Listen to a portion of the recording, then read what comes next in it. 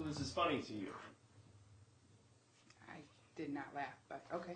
I counted 1, 2, 3, 4, at least 4 times that you laughed during your direct testimony. So it'd be fair to say that this is funny to you. No. Okay. Then let's talk about the fact that you lied to the police, didn't you? I did not. I do not remember. You do not remember whether you lied to the police? In regards to what, sir? Well, let's start out with the fact that you told Officer Keegan Park of Scottsdale PD that you had worked out with Deontay Edwards at Independence Gym in Scottsdale, Arizona on Hayden and Thomas Road. Okay.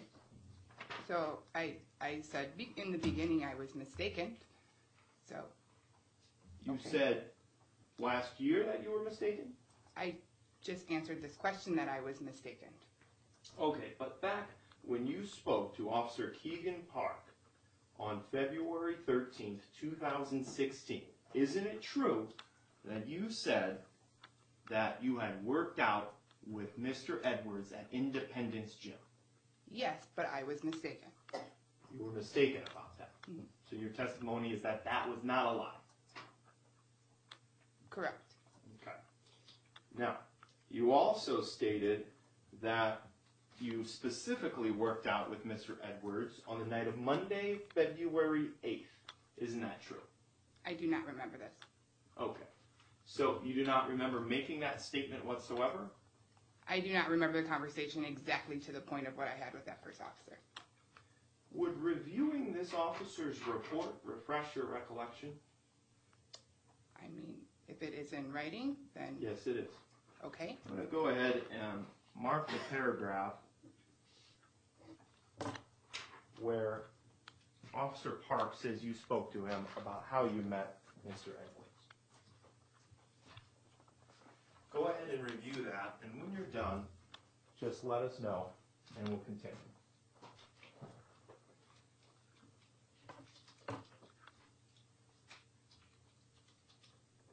Okay. May I approach the witness, Your Honor? You may.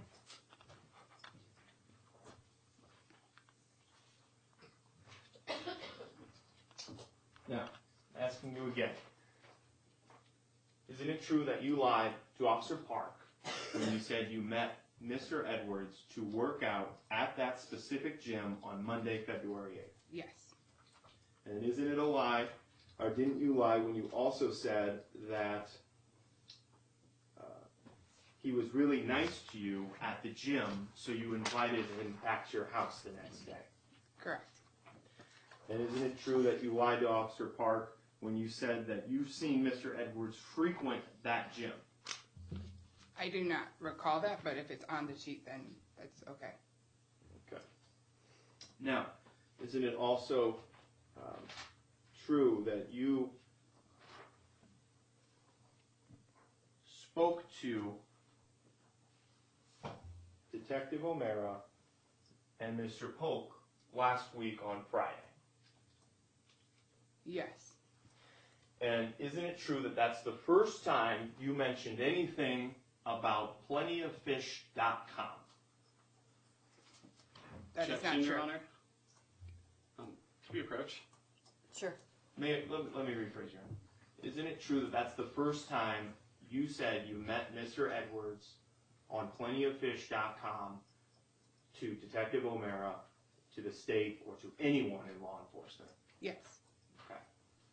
So, roughly a year after this happens, you suddenly remembered that you met him on plentyoffish.com. Isn't that true? Your Honor, could we approach? So, after your testimony here today, is it fair to say that you lied to the police? Yes or no? In regards to meeting, In regards to anything? if it's in regards to meeting, yes, but that is the only thing. Thank you, Your Honor. No further questions. Thank you, Your Honor. At the start of this trial, I talked to you about actors. I told you that Danielle was an actor. And that was proven when she stood there and told you all that she lied about several things to the police. that she was acting on that day. Now she's trying to tell you, despite those multiple lies, the fact that I was acting back on that day, you should believe this other lie that I'm telling you. Now, this case is about a lying witness and a poor investigation.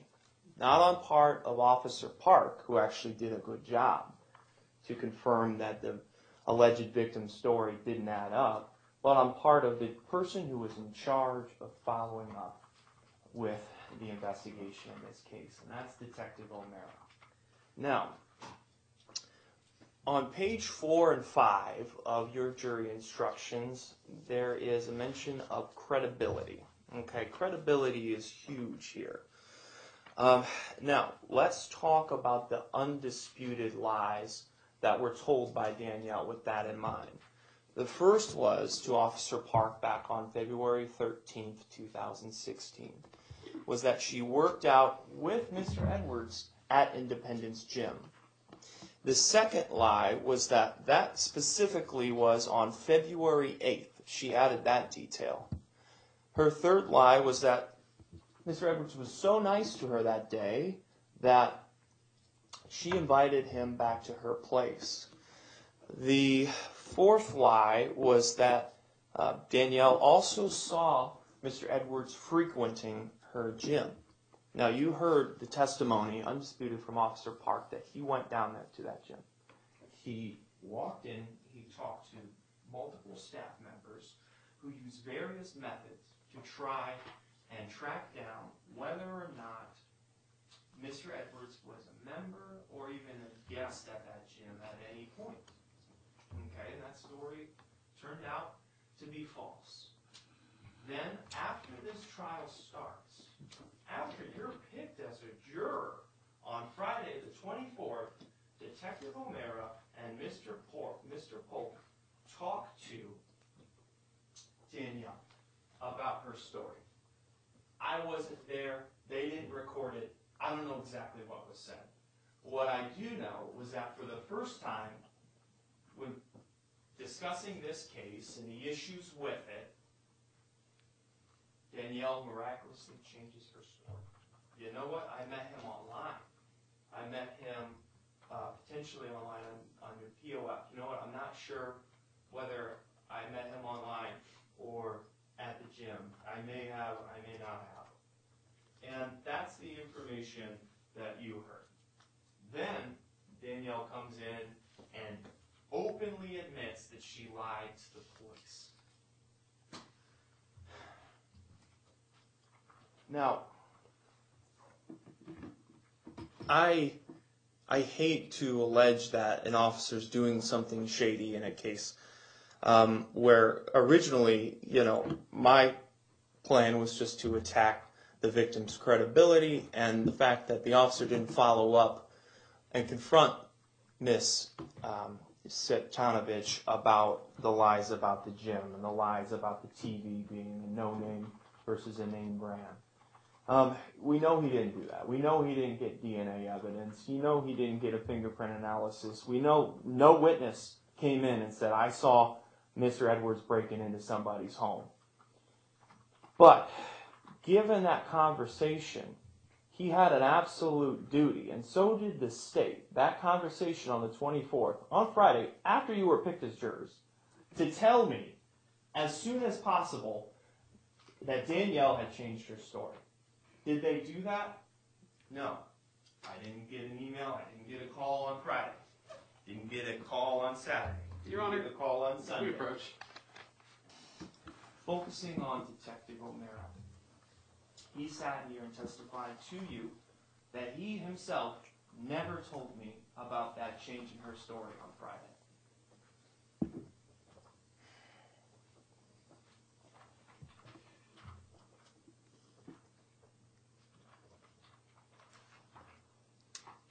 Now, Detective O'Mara's job, as he told you, was to follow up on inconsistencies, lies, and just essentially anything that doesn't add up, and to build up a case against Mr. Edwards.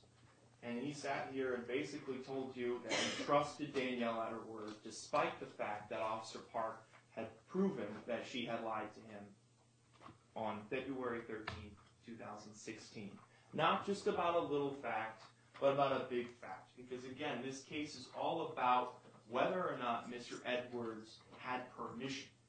And what the victim did was lie about the circumstances surrounding the initial relationship she built, and whether there was an agreement on her part to give Mr. Edwards the TVs in exchange for something is absolutely what you're going to be tasked with deciding. And you're going to be reading those credibility instructions when you go back there and deciding whether or not I want to believe somebody who lied about this, and this on or about the same day she's saying, you know what, no. Mr. Edwards didn't have permission to take those TVs. I think he broke into my house. And remember, you might be struggling with what's her motive to do this. She testified that Mr. Edwards didn't want anything to do with her after his interactions. And perhaps she felt ashamed. We didn't hear that evidence. I don't know. But what is true is that she had a motive, absolutely, to frame Mr. Edwards in this case. And so there's a few other things I want to talk to you about, factually speaking, before I talk about what the state started off with, which is the burden of proof. Now, what we have is the state essentially claiming that there were some text messages that were discussed between Mr. Edwards and Danielle. If they had those text messages, you should have seen them. If those text messages existed and showed, oh, hey, where are you? I'm basically implying that Mr. Edwards was trying to figure out when she wasn't at home. Why didn't you hear those? Why didn't you see those text messages? You just heard people talking about them. Do they exist? You didn't get any evidence to prove that they exist. So with that in mind, let's talk a little bit about the burden of proof. Okay, and to me, the burden of proof, if you look to page 3 of your jury instructions, is best understood in the context of the other burdens of proof. Okay, because there's a sequence. Okay? Now, the best way I like to sum it up is money, kids, and liberty. Okay?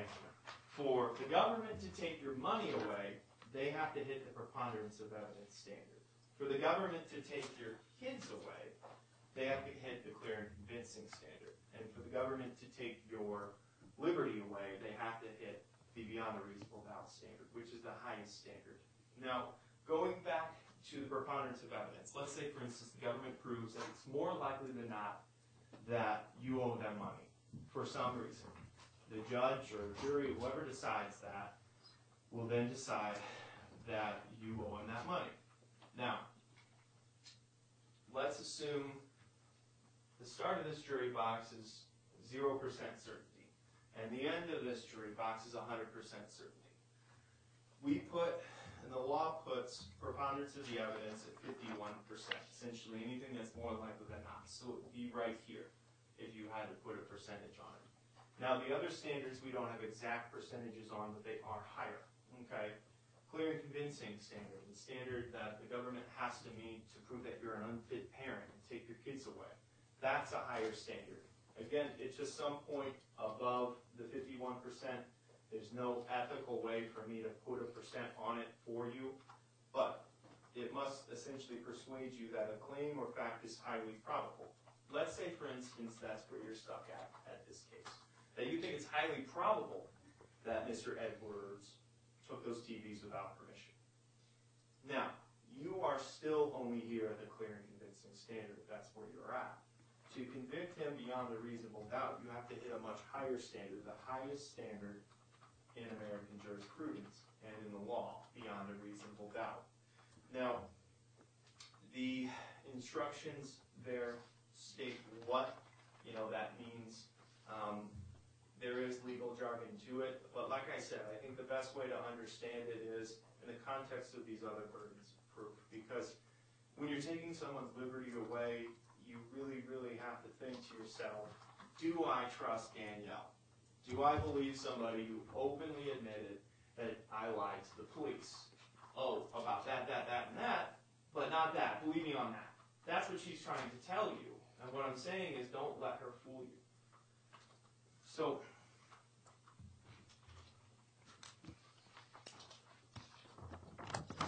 the state, because they have that burden of proof, and because it's the highest burden, this is my last time I get to talk to you. After I sit down, the state gets to talk to you again and try to rebut anything I say, which is why I want to talk to you about an alleged admission from Mr. Edwards you may have caught, where he allegedly said to Detective O'Mara in an unrecorded statement that was right after the recorded statement that he did some stupid shit, was the quote. Okay? And the state's trying to spin that to look like an admission that Mr. Edwards completely admitted to this crime, to breaking into someone's home without their permission and selling their property. However, I want you to keep in mind that you also heard that day he was stopped for a traffic warrant, and also keep in mind that Detective O'Mara does not know whether Mr. Edwards was referring to the traffic warrant and the arrest for that, or the allegations in this case. Okay? Now, let's take a moment to just go back to what I said about actors in the beginning. Now, the circumstances here are extremely unusual in American jurisprudence. When you have an alleged victim who comes in here and says, yes, I lied to the police, and I lied to him about this, and this. So what I'm asking is for you to please keep in mind that there is evidence here to suggest that something completely different happened than what Danielle said. You've got everything that looks like what could have been in exchange for something, okay? And if you have doubts about whether Danielle's story is true, you have to vote not guilty. And I want to absolutely stand by Mr. Edwards when I say that I believe 100% he is innocent of these charges. And I thank you for your time, and I hope you stand up for what you believe in when you go back there. Thank you. Tommy, if you would read our verdict, please.